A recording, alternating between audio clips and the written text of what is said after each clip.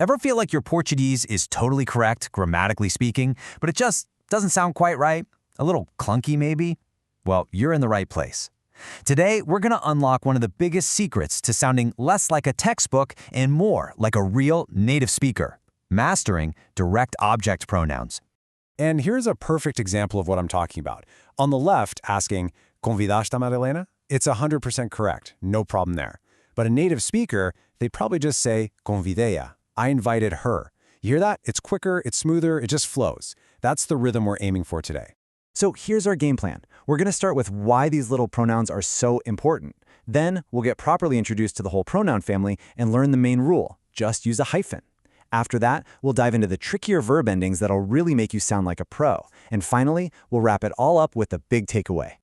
Okay, first things first. Why even bother with all this? Well, it's pretty simple. It's the difference between sounding repetitive and sounding, well, refined. It's about making your speech efficient and, honestly, just more elegant. So, what are they? Basically, their whole job is to step in and replace a noun you've already talked about. Think about it in English. You wouldn't say, "I see the car, I'm going to buy the car," right? You'd say, "I see the car, I'm going to buy it."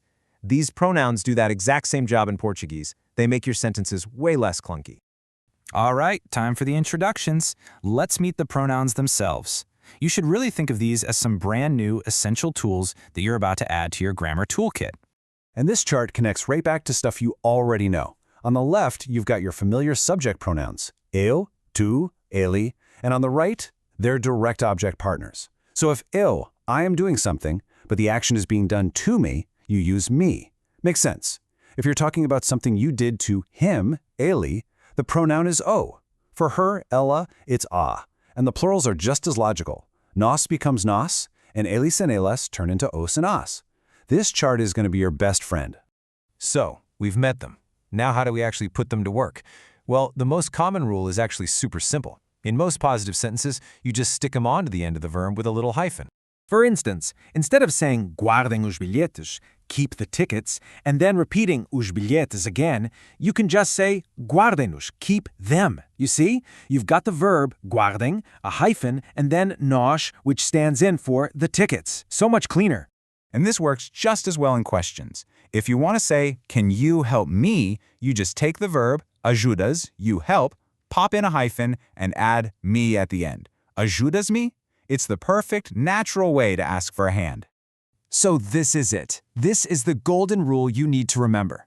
For your standard, everyday sentences, the formula is almost always verb, then a hyphen, then the pronoun. Seriously, burn this formula into your brain, because it's the foundation for everything. All right, you've got the basic rule down. Now it's time to level up. These next couple of rules for those tricky verb endings, this is what's really going to separate you from the pack. This is how you start to sound really, really polished. Here we go, pro rule number 1. When a verb ends in an R, an S, or a Z, the language does this really clever little trick to make it sound smoother. First, you just drop that last letter, then you add an L to the front of the O, a, os, or as pronouns. This isn't just random, trust me. It's all about making it easier to say. Let's see how it works. Let's put that into practice. Instead of saying, "vou ver esse filme," it becomes, "vou vê-lo." So what happened? The R from ver, poof, it's gone, and the pronoun o becomes lo.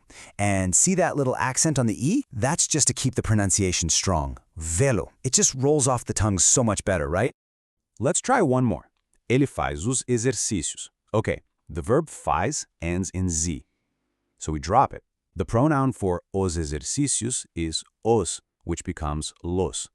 Put it all together, add that accent to keep the A sound powerful, and you get ele fala-os. It's the exact same logic. It's all about that flow. Ready for the second pro rule? This one's all about verbs that have a nasal sound at the end. From endings like ao or m. To make sure that nasal sound doesn't just disappear when you add a pronoun, the language does another clever thing. It adds an N to the start of the pronoun. Take this, for example. Eles dão o dinheiro. They give the money. That verb, dão, has that nasal quality. So to say they give it, we can't just stick an O on the end. It would sound choppy. Instead, that N is added to bridge the sounds, turning O into no. So it becomes eles dão no. It perfectly preserves that nasal flow. Let's lock this down with one more. Puseram os casacos? They put on the coats. The verb puseram ends in am, which is another one of those nasal endings. So to replace os casacos, the pronoun os changes to nos, puseron-nos. They put them on. See? It's the exact same principle, all to create a smooth, natural-sounding sentence. Okay, we have covered a lot of ground. So let's bring it all home and boil it down to the key things you absolutely need to remember. Here it is, the entire lesson in a nutshell. First, why we do this, to replace nouns and sound way more natural. Second, the basic rule, verb hyphen pronoun. And finally, our two pro-level tricks. Use the L pronouns after verbs ending in R, S, or Z, and use the N pronouns after those nasal-sounding verbs. That's the core of it, right there. If you only remember one thing from all of this, let it be this. These pronouns are your secret weapon for sounding more fluent. They are the tool you use to make your sentences shorter, sharper, and just more authentically Portuguese. If you can master this, you've taken a giant leap towards that natural-sounding flow. Okay, your turn. Let's put it to the test. Imagine you've lost your glasses. No encontro os meus olhos. Onde pus? How would you finish that sentence to mean, where did I put them? You're replacing os óculos. Think about the verb, think about the rules we just went over. This is exactly how you start to use this stuff in the real world.